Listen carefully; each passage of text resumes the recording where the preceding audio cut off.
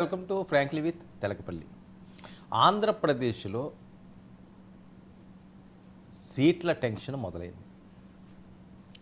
2024 assembly ఎన్నికల నేపథ్యంలో ఏ పార్టీలో ఎవరికి అభ్యర్థులుగా ఖరారవుతారు, ఎవరు ఆ నియోజకవర్గంలో సీటు ఎగరేసుకు పోబోతున్నారు, దీనికి చాలా ఈక్వేషన్స్ అన్ని పార్టీలు చూస్తున్న నేపథ్యం. ఎందుకంటే గత ఎన్నికల్లో పరిస్థితులు వేరు, ఈసారి 2024లో ఆంధ్రప్రదేశ్లో జరగబోయే ఎన్నికల పరిస్థితి వేరు. ఎట్టి పరిస్థితుల్లోనూ ఈసారి అధికారాన్ని నిలబెట్టుకోవాల్సిన అవసరం జగన్మోహన్ రెడ్డి గారికి ఉంది.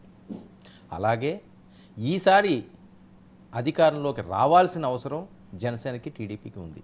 కారణం, జగన్మోహన్ రెడ్డి గారు అధికారం చేపట్టిన తర్వాత ప్రతిపక్షాలని పూర్తిగా ఇబ్బందులకు గురి చేశారు. దానికి మేము రిటర్న్ గిఫ్ట్ ఇస్తాం అని చెప్పి పదే పదే ప్రతిపక్షాలు మాట్లాడే పరిస్థితి. మరొకసారి వైఎస్ఆర్సీపీ అధికారంలోకి వస్తే ప్రతిపక్షాల పార్టీ దిశ కూడా మాడిపోయే పరిస్థితి ఉంటుంది. తట్టుకోలేము, పార్టీలు ఉండే పరిస్థితి లేదు అన్నది వాళ్ళు మదన పడుతున్న అంశాలు. అలాగే ఈసారి అధికారం రాకపోతే జగన్మోహన్ రెడ్డిని ఎదుర్కొని నిలబడడం అన్నది చాలా కష్టం అన్నది టీడీపీ జనసేన వ్యూహం. ఈ నేపథ్యంలో దేనికన్నా తగ్గి ఒగ్గి ముందుకు సాగాలని ఆలోచన చేస్తున్నారు, ఆ రకంగా నడుతున్నారు. అయితే ఈ పరిస్థితిలో అభ్యర్థులు ఎంపికపై ఎవరికి వాళ్ళు ఫోకస్ పెడుతున్నారు.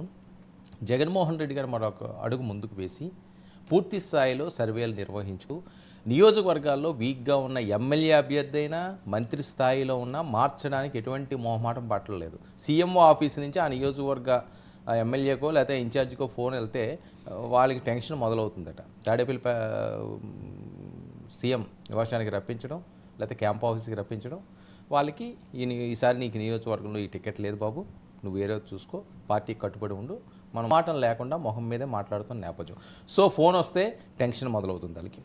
మరొక వైపు జనసేనకి ఎన్ని సీట్లు వస్తాయి? తూర్పుగోదావరి జనసేనకి 2019లో దాన్ని ఏ రకంగా బలోపేతం చేయాలి, ఎవరు అభ్యర్థి అయితే గెలిచే అవకాశం ఉంటుంది అనే కాకుండా ఉభయ గోదావరి జిల్లాలో 50% సీట్లు కావాలని చెప్పి వీళ్ళు తీర్మానించే అవకాశం ఉన్నట్లు కూడా పెద్ద ఎత్తున వస్తున్న ప్రచారం. ఇవన్నీ ఏపీ రాజకీయాల్లో హాట్గా మారుతున్న అంశం. ఇదే ఇష్యూపై తెలకపల్లితో ఉన్నారు, మరింత విశ్లేషణాత్మకమైన ఈ అంశాలని ఆయనతో మాట్లాడదాం. నమస్కారం రావు గారు.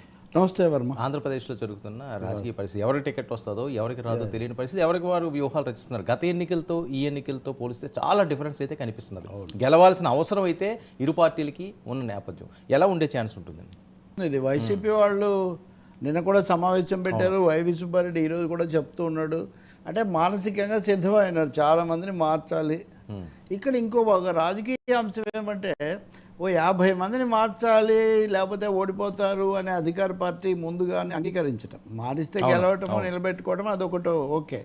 దాదాపు బహిరంగంగానే 50 మందిని మార్చడం అనేది మన పార్టీ మళ్ళీ రావడానికి అవసరం అనే ఒక అంశాన్ని అయితే వాళ్ళు బాహటంగానే చెప్తున్నారు. కాకపోతే దాన్ని సామాజిక న్యాయం కోసం మేము మారుస్తామని, లేకపోతే అభ్యర్థులు కొత్తదనం కోసమని ఇట్లా చెప్తున్నారు. కానీ so seriousness of the challenge, తమ ముందున్న సవాలు తీవ్రమైంది అని వైసీపీ ఒప్పుకుంటుందని భావించాలి. ఈ ఒప్పుకోవడం తెలుగుదేశం జనసేన కూటమి కట్టడం వల్లనే కాదు, ప్రభుత్వంలో ఉన్నప్పుడు వచ్చే అసంతృప్తి వీటన్నిటి రీత్యా కూడా ఈ పరిస్థితి వచ్చిందని వాళ్ళు ఒప్పుకుంటున్నారు.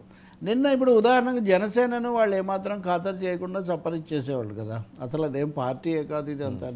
మరి వీళ్ళ ఎమ్మెల్సీ వెళ్ళి నేరుగా వంశీకృష్ణ యాదవ్, అవును, అంటే ఆయన ఎన్నికైనటువంటి నియోజకవర్గం, అది పార్టీ టికెట్ ఉన్నవి కొన్ని ఉంటాయి, లేని పార్టీకి ముద్ర ఉన్నవి లేనివి ఉంటాయి. ఏదైనా ఎన్నికలు రాబోతున్నాయి కాబట్టి ఆయన మాట్లాడదలుచుకున్నాడు. ఆయనకు కొంచెం నేపథ్యం కూడా ఉంది, ప్రజారాజ్యంలో ఉన్నాడు, తర్వాత ఈ వైసీపీ ఏర్పడినప్పటి నుంచి అందులో ఉన్నాడు, బాగానే ఓట్లు కూడా. ఇంకా టైం ఉంది కదా? ఉంది కొంత టైం ఉంది, కానీ ఎమ్మెల్యేగా చేయాలని ఆయన కోరిక. గాజువాక నుంచి నిలబెడతారు ఆయనని. ఆయన కార్పొరేటర్గా బాగా ఎన్నికాడండి గట్టి మెజారిటీతో.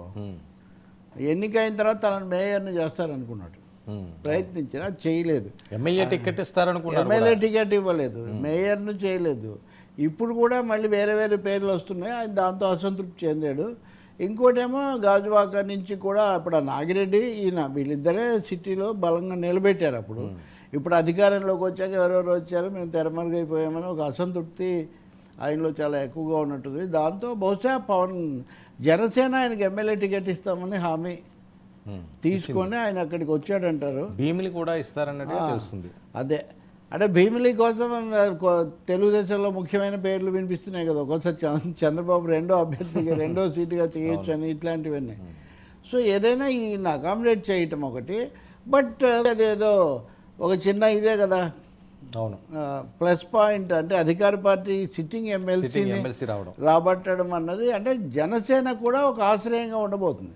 ఇక్కడ మనం చూడాల్సింది ఏమంటే ఈ తెలుగుదేశానికి కూడా ఆందోళన కలిగించే విషయం, జనసేన చిన్న పార్టీగా తమ వెంట ఉంటుందన్న పరిస్థితి నుంచి పవన్ కళ్యాణ్ ఈ ఉత్తరాంధ్ర తర్వాత కోస్తా జిల్లాల్లో మకాం వేసి అక్కడ కొంత అసంతృప్తి చెంది అక్కడ ఇక్కడ లేని వాళ్ళు కొంత తన దగ్గరికి రప్పిస్తే అప్పుడు ఏమవుతుంది, విత్ సర్టన్ సిట్టింగ్ ఎమ్మెల్యేస్ ఆయన బార్గెనింగ్ చేయడం మొదలు పెడితే తెలుగుదేశం పార్టీ ముందు ఆయన ఎక్కువగా ఉంటుంది బార్గెనింగ్ కెపాసిటీ.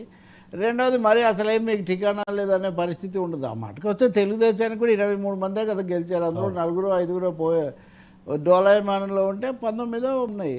సో ఈయన ఒక 5-6 మంది అటువంటి వాళ్ళను కొంత మాజీ ఎంపీలను కొంతమంది అధికారులను ఇట్లా తెచ్చుకోవటం అనే ఒక ఆలోచన జరుగుతుంది బలంగా.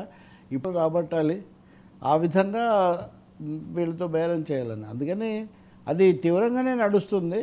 ఇంకా చెప్పాలంటే తెలుగుదేశమే ఇంకా సూటిగా వైసీపీ తర్వాత జనసేన ఎక్కువ యాక్టివ్గా ఉన్నట్టు మనం చెప్పాల్సి వస్తుంది. తెలుగుదేశం ఇప్పుడు ముందు తన నియోజకవర్గంతో మొదలు పెడుతున్నాడు చంద్రబాబు, అది చారిటీ బిగిన్స్ అట్ హోమ్ అని. దానికంటే ముందు ఇప్పుడు బెంగళూరు వెళ్ళారు. ఇప్పుడు గతంలో ఆయన అరెస్ట్ చేస్తే హైదరాబాద్లో ప్రదర్శనలు నిరసన ఏంటి ఉపయోగమే ఉంది, లేకపోతే అనుమతిస్తారా లేదా, ఇలాంటి చర్చలు జరిగాయి కదా అప్పుడు గత ఎన్నికలకు ముందు. ఆ తర్వాత ఇక్కడ ఆయన గ్రాటిట్యూడ్ కన్సర్ట్ ఇవన్నీ కూడా పెట్టారు.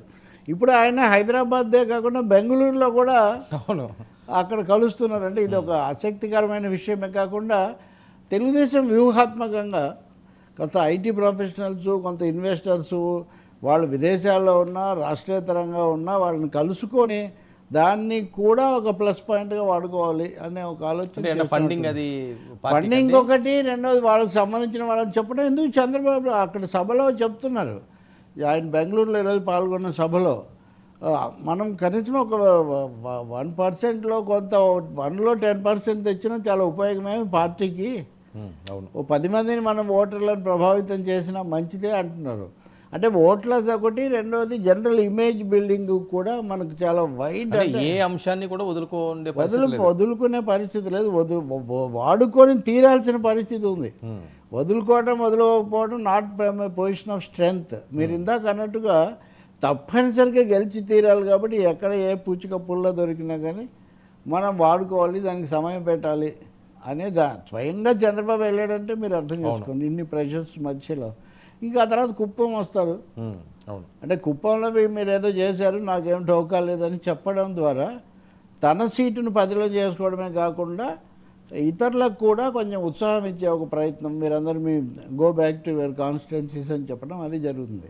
ఇతరులకు సమస్య కదా, చంద్రబాబు అంటే ఆయన సీట్ ఆయనకు అష్యూర్డ్, లోకేష్ కూడా మంగళగిరి అష్యూర్డ్, మిగిలిన అభ్యర్థులు ఎవరిని ప్రకటించలేదు కదా. సో తెలుగుదేశం వాళ్ళు అది కూడా అంటుంటారు, ఆయన అంటే పోతాడు, ఆయన సీట్ ఆయనకు తెలుసు కాబట్టి మా సంగతి ఏంటి, ఇంతవరకు మాకు ఏ సీట్లు ఉంటాయో ఎంతమందిని మారుస్తారో అలాగే జనసేనకి ఏమేమి పోతాయో తెలియదు కదా అని అంటున్నారు అనమాట. సో ఇక్కడ మకాం వేస్తున్నారు కదా, ఈయన ఏదైతే తూర్పుగోదావరి జిల్లాలో 3 రోజుల మకాం సంబంధించి ఉభయ గోదావరి జిల్లాల్లో 50% సీట్లు ఎట్టి పరిస్థితుల్లోనూ మాకు ఇచ్చి తీరాలి అన్నది ఒక తీర్మానం చేస్తున్నట్లుగా ఆల్రెడీ ఫిక్స్ అయిపోయినట్టుగా వస్తున్న వార్తలు. సాధ్యమా? More than 50%.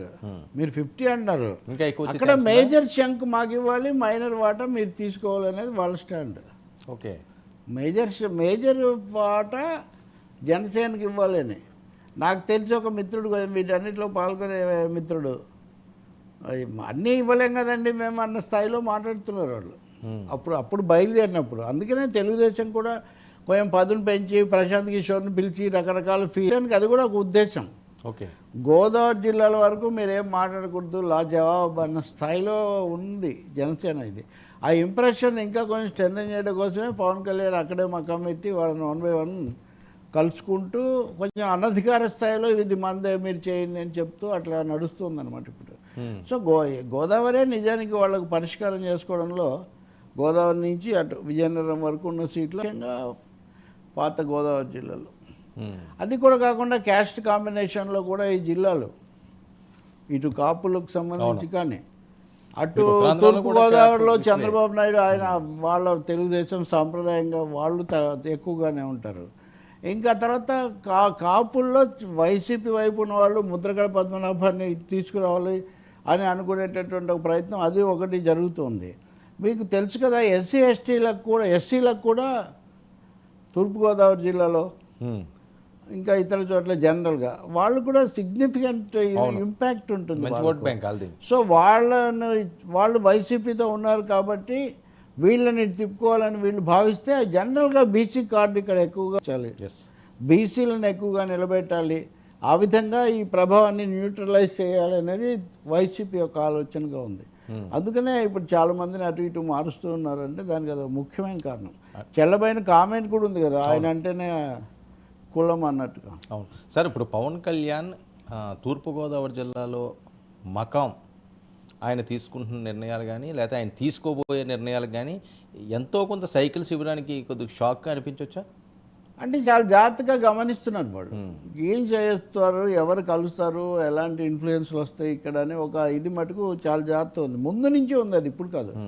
ఈ చర్చలు ఇంకా మనం కలిసి వెళ్ళక తప్పదనే అభిప్రాయం వచ్చినప్పటి నుంచి కూడా ఉంది. రెండోదండి, ఇప్పుడు మీరు బస్సు కోసం సీటు కోసం పరిగెట్టేటప్పుడు ఉన్న ఆలోచన బస్సులో కూర్చున్నాక ఆలోచన వేరుగా ఉంటుంది కదా. బస్సు క్యాచ్ చేయాలి, బస్సులో కనీసం నిలబడడానికైనా చోటు సంపాదించాలి, తర్వాత బస్సులో కూర్చోవాలి. ఈ 3 దశల్లో మీ మనస్థితి మారుతూ ఉంటుంది. ఒక 2 నెలల కిందట జనసేనతో పొత్తు ఫిక్స్ చేయాలి, వాళ్ళని ఎలా అయినా మన వైపు ఉన్నారని అనిపించుకోవాలి, ఇది తెలుగుదేశం ఆలోచన. ఈరోజు ఇందాక నేను ఎక్కడికి వెళ్తే అక్కడ కూడా తెలుగుదేశం మిత్రులు కొంతమంది కలుస్తున్నారు. ఎన్ని ఇస్తారు అది ఇది అంటే 25 ఇవ్వాలంటారా?